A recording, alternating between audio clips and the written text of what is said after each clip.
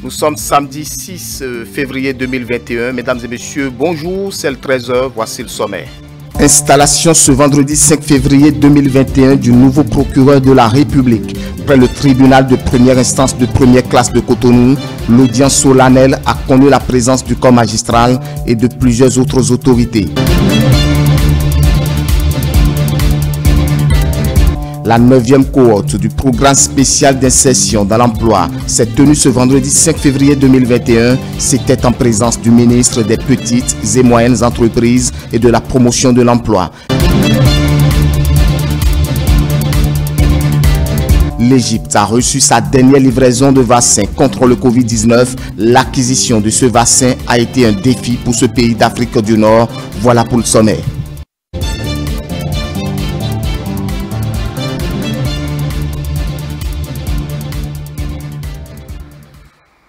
Merci de choisir Télé pour vous informer. Installation ce vendredi 5 février 2021 du nouveau procureur de la République près le tribunal de première instance de première classe de Cotonou. L'audience solennelle a connu la présence du corps magistral et de plusieurs autres autorités. Compte rendu, Céline Bovi. Jules Aroga, précédemment premier substitut du procureur de la République, entre officiellement dans ses fonctions de procureur de la République près le tribunal de première instance de première classe de Cotonou. Il succède ainsi à Mario Mentonou, affecté récemment à la Cour de répression économique et du terrorisme, CRIET. C'est un poste mérité, dira Gracias Nyankadja-Wessou, représentant le ministère public au regard des valeurs qu'incarne l'homme dans l'exercice de ses fonctions. Depuis 25 mois, M. Jules Aroga occupe le poste de premier substitut du procureur de la République dans cette juridiction. Pendant tout ce temps, il a su faire preuve de compétence, de rigueur et de probité dans l'exercice de cette fonction.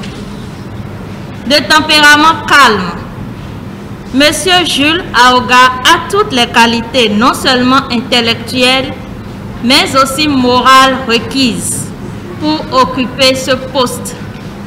C'est donc tout naturellement que l'autorité de nomination l'a distingué et honoré en l'élevant au poste de procureur de la République près le tribunal de première instance de première classe de Cotonou. Autant de valeurs et de qualités qui forcent l'admiration. C'est pourquoi la représentante du ministère public a plaidé auprès du président et des assesseurs en faveur du magistrat nommé. Monsieur le Président, Mesdames et Messieurs les assesseurs, c'est au bénéfice de ces observations que je vous prie d'installer Monsieur Jules Aroga dans ses fonctions de procureur de la République près le tribunal de première instance de première classe de Cotonou, de le renvoyer à l'exercice de ses fonctions, de me donner acte de mes réquisitions et de dire que de tout, il sera dressé procès verbal.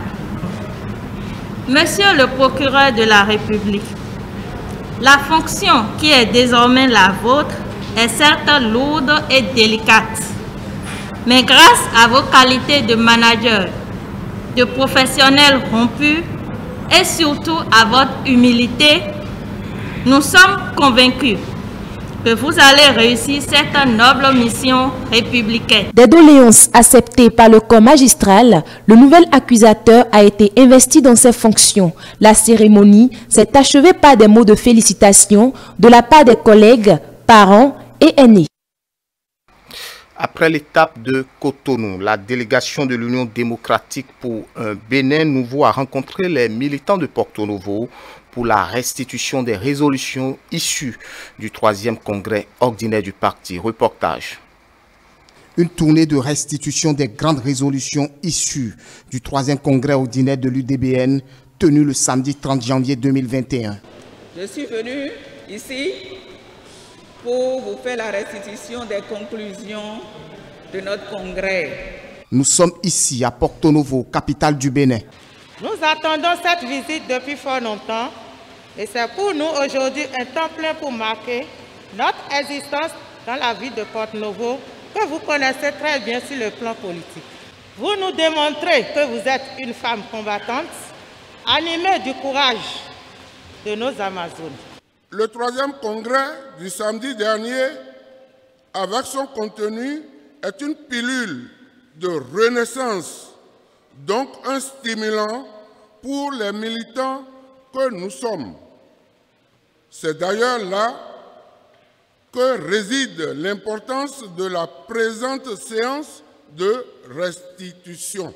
Plus que jamais, l'UDBN se dit prête à respecter ses engagements et surtout les idéaux du parti, quoi qu'en soit le prix à payer. Des propos qui motivent représentants des jeunes et des sages de la ville capitale.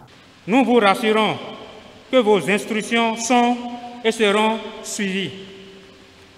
Mais comme l'a dit Archimède, je cite, « Donnez-nous un point d'appui et nous allons soulever le monde. » Fin de citation.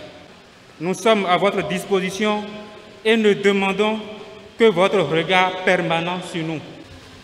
Nous nous engageons de jouer notre partition sur tous les terrains et dans toutes les structures du parti. Madame la Présidente, soyez rassurés que nous mettrons notre sagesse et nos expériences au service de l'enracinement de l'UDBN et de la démocratie au Bénin. Madame la Présidente, votre choix, nous disons bien votre choix est notre choix. En attendant les échéances électorales, le parti de Claudine Prudencio invite ses militants et militantes à se tenir prêts pour le mot d'ordre dans les tout prochains jours.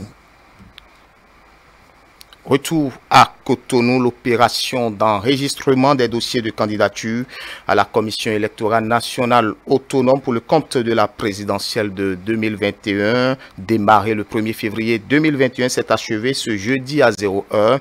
Au thème du processus, le président de la CENA a tenu à faire un point de presse dans les locaux de l'institution. Au total, 20 dossiers de déclaration ont été enregistrés. Plus de précisions avec Emmanuel Tiando, président de la CENA. À l'issue de ce processus d'enregistrement des déclarations de candidature, nous avons pu noter que 20 déclarations ont été faites par des candidats qui se sont présentés, pour certains en duo et pour d'autres de façon unique. Nous avons aussi noté que parmi ces 20 déclarations de candidature, il y a des déclarations qui ne comportent pas de parrainage. Nous allons procéder à l'examen de ces déclarations de candidature quant à leur recevabilité, et après cet examen quant à la recevabilité, nous allons porter à la connaissance des candidats concernés les insuffisances qui ont été relevées dans leur déclaration de candidature. À charge pour eux de remédier à ces insuffisances dans les 72 heures qui suivront ces lettres de notification. La 9e cohorte du programme spécial d'insertion dans l'emploi PCE s'est tenue ce vendredi 5 février 2021 à Cotonou. 139 postes sont prévus pour ce mois. Cette phase a connu la présence du ministre des Petites et Moyennes Entreprises et de la Promotion de l'Emploi. Plus de précisions avec Chimène Dadé. Pourvoir 139 nouveaux postes au titre du mois de février 2021, c'est l'objectif du programme spécial d'insertion dans l'emploi PSIE. Afin de le réaliser, une séance d'évaluation s'est faite ce vendredi 5 février au sein de la Chambre de commerce et de l'industrie du Bénin, CCIB. Les entreprises ont formulé beaucoup de demandes en personnel. Et ces demandes en personnel sont globalement de l'ordre de 577 demandes. Depuis bientôt 7-8 mois, nous avons commencé le travail. Et le travail consiste effectivement, après avoir présélectionné les jeunes qui ont postulé, il nous revient donc de les faire soumettre à des interviews auprès des experts des métiers, des experts qui sont dans des métiers différents. Donc aujourd'hui, nous sommes pratiquement à la 9e cohorte, et cette 9e cohorte qui est en même temps la 3e de l'année 2021. Actuellement, nous en recevons 382 pour la journée d'aujourd'hui, et au terme de cette évaluation, nous pensons avoir 134 nouveaux bénéficiaires qui vont s'ajouter à ceux qui bénéficiaient déjà du programme. Pour réduire le délai d'attente, nous avons invité les chefs d'entreprise à être témoins de l'évaluation. Avant, nous faisons les évaluations, nous envoyons les candidats en liste restreinte aux entreprises qui pouvaient prendre 2 semaines à 1 mois avant de se prononcer. Une initiative qui est fort louable, que nous approuvons et dans lequel nous allons désormais utiliser les ressources humaines pour faire développer nos entreprises.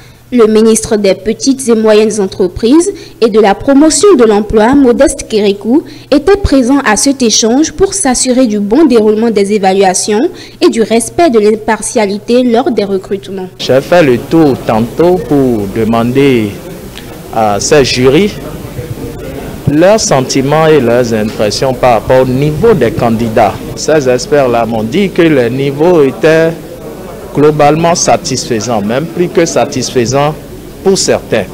Le président de la République est très regardant sur l'impartialité de l'ensemble de la procédure, de telle sorte que nous puissions donner à tous les postulants l'égalité des chances.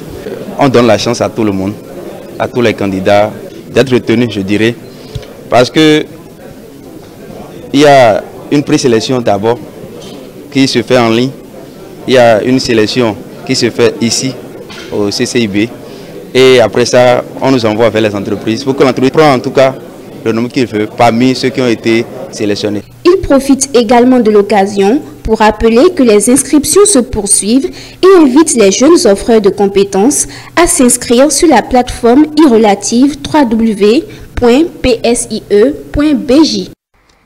Direction Parakou, constater le démarrage effectif du microcrédit à l'AFIA et sensibiliser les femmes. C'est ce pourquoi la ministre des Affaires sociales et de la microfinance est dans le Borgou. Elle a échangé ce jeudi avec les femmes de Parakou. La séance s'est tenue à la salle des fêtes de la mairie. Léon Batonwero, Marquet Capo pour le reportage.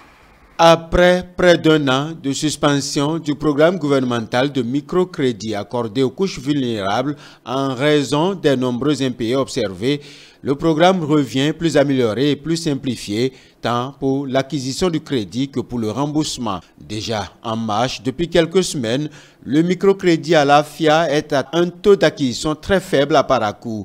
C'est ce qui justifie la visite de sensibilisation et d'échange du ministre Véronique Toyin-Fodé et du directeur général du Fonds national de la microfinance ce jeudi 4 février 2021. Les conditions ont été revues pour enlever le maximum de frais, pour enlever le maximum d'intermédiaires, pour simplifier l'accès. En plus, avec l'avènement de la pandémie du Covid, ça veut dire qu'on n'a plus besoin d'avoir autant de contacts avec le téléphone portable que ça se passe. Essayez d'avoir les téléphones et les comptes mobile money. Si vous n'avez pas les comptes mobile money, nous avons déjà discuté avec MTN, nous avons discuté avec Move pour vous faciliter l'obtention des comptes mobile money.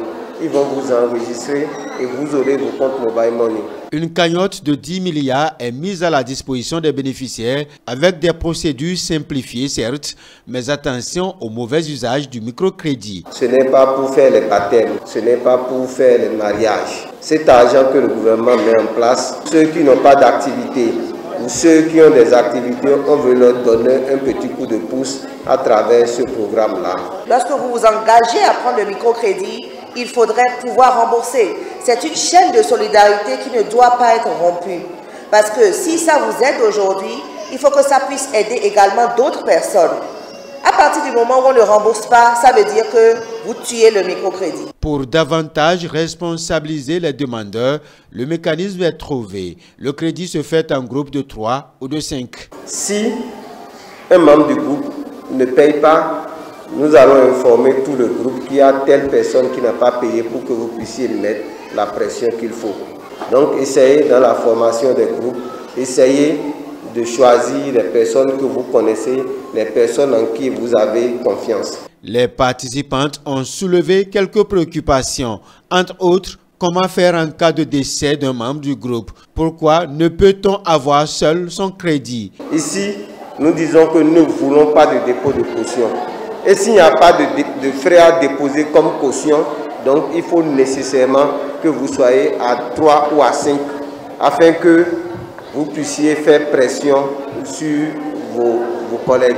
Celui qui demande un microcrédit de 30 000 va payer des frais d'assurance de 360 francs et celui qui demande un microcrédit de 50 000 va payer 600 francs. Ces frais d'assurance servent premièrement au cas où la personne décède. Si vous êtes 3 et que quelqu'un meurt, vous fournissez la preuve que la personne est décédée, l'assurance prend le relais. Mieux, si quelqu'un qui a payé l'assurance a un décès, c'est-à-dire son enfant ou son conjoint, l'assurance peut lui donner un peu d'argent pour que la personne ne touche pas dans le capital. Une belle annonce a été faite en cette occasion par la présidente de la Commission des affaires sociales de la mairie de Parakou. L'accompagnement technique et financier à 200 femmes pour la concrétisation de leur dossier. Un coup de pouce de l'entreprise KDK du maire Charles Toko pour aider les femmes à davantage s'engager. Véronique Toyi-Fodé et les membres de sa délégation se rendent par la suite à Niki pour le même exercice. Télé Info 13h Stop FM, merci de nous avoir suivis. Retrouvez-nous sur nos différentes plateformes digitales www.etelebene.com ou en tapant dans la barre de recherche Facebook ou YouTube Télé Bénin. Très bonne suite des programmes.